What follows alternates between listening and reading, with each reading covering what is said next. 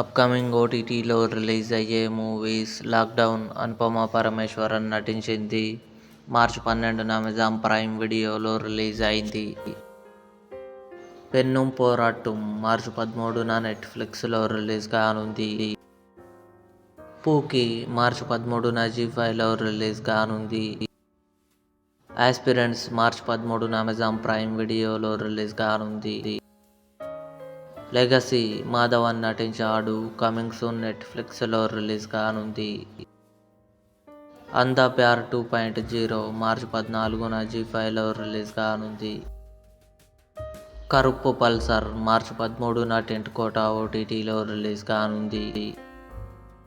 Euphoria భూమిక, సారా అర్జున్ కలిసి నటించారు.